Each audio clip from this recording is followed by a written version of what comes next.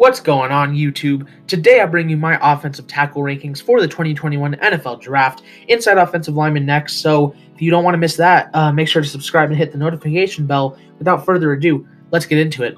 Starting at number 1, I don't know why there's controversy here. It's Sewell. Some people have Rashawn Slater here. I don't understand it.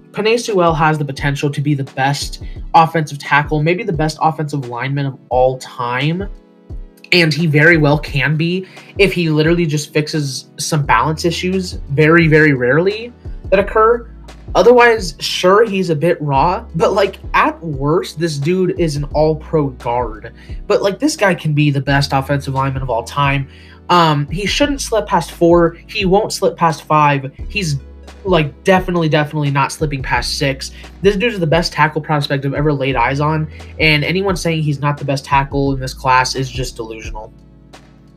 At number 2, we have Christian Darrisaw. This dude is it's crazy to me that he's the number 1 or the number 2 tackle, because in most classes he's the number 1.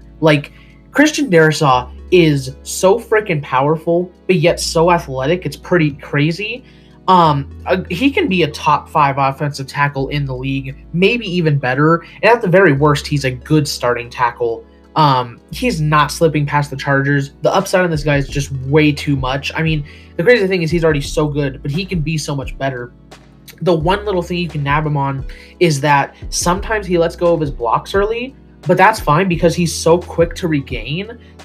It's just, this dude's incredible. And in most class, not in every class except for this one, he is the number 1 tackle.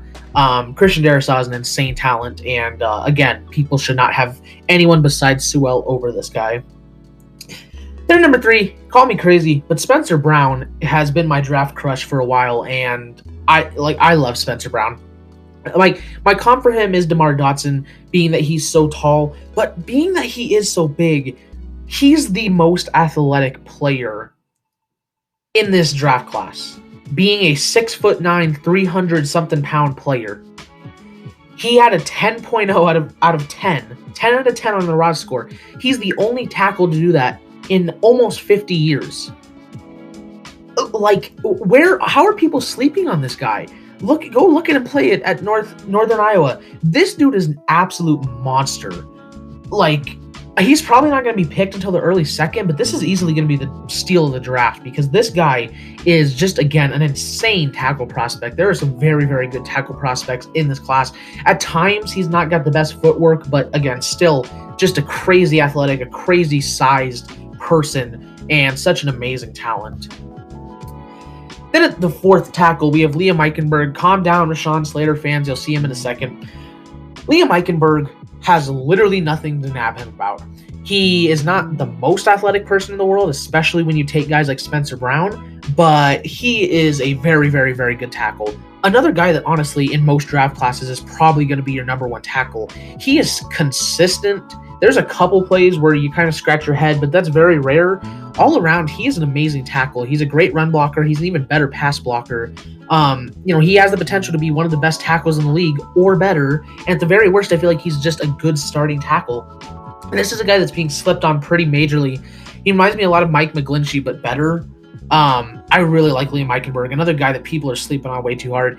And yes, Rashawn Slater fans, you finally get to see your guy. Listen, I understand why people like this guy. He's very versatile, obviously. Although maybe not as much as people thought, since his arms are a bit longer than originally. He's not a super strong blocker at all. I mean, guys who use their power, think Aaron Donald, they're going to bowl this guy over. Now, Aaron Donald bowls everyone over, but this guy especially, yes, he has the potential, like a lot of these other guys, to be a top 10 offensive lineman because he really can play anywhere for the most part. I just, there at Northwestern, he didn't face a ton of great competition, and people will immediately point to the Chase Young game. Are people not allowed to have a bad game? I don't know if that's necessarily just Rashawn Slater playing good. Maybe potentially it's just Chase Young playing bad.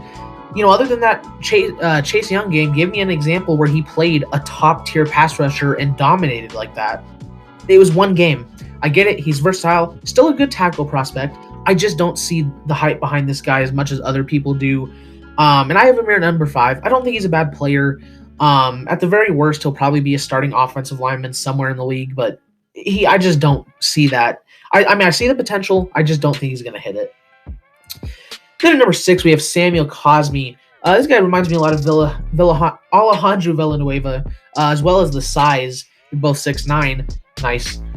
Samuel Cosme, another super athletic dude. Spencer Brown tested 10 out of 10. Cosme tested 9.99 out of 10. So this guy is also one of the most athletic tackles to ever come out of the draft. And be it that he's so freaking athletic, he's also big. The kind of strange thing with him being so big is that he is not the most physical guy in the world. So I'm not sure how well that's going to work out for him. I definitely, I get that the lack of physicality is, personally, what I think is going to keep him out of the first round, even though he is so freaking athletic and big. Because if Spencer Brown doesn't go in the first round, Samuel Cosme isn't.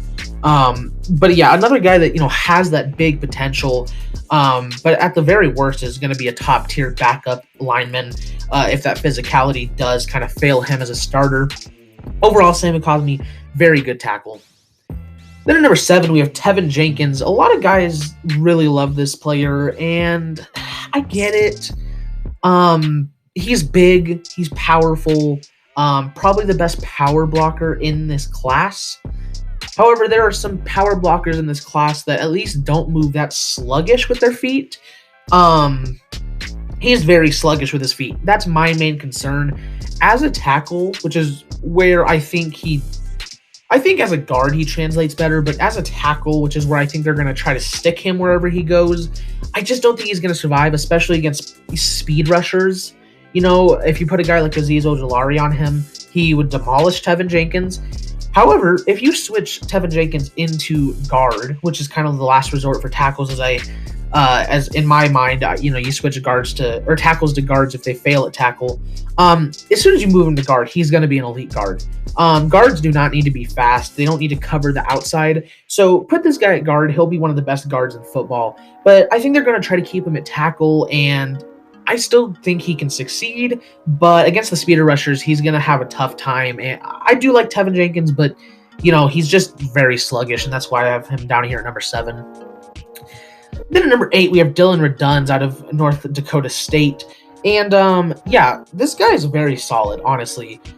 He could come in day one and be one of the better offensive linemen in the NFL. Or at least that's how he looked at North Dakota. Now, that's where the negatives come in, is he did not face very good competition there at North Dakota most of the time.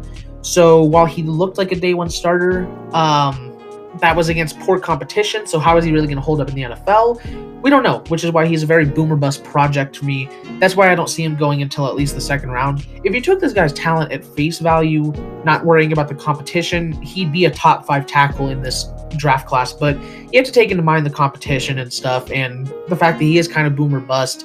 Definitely not the most physical of guys, but a very solid pass blocker overall.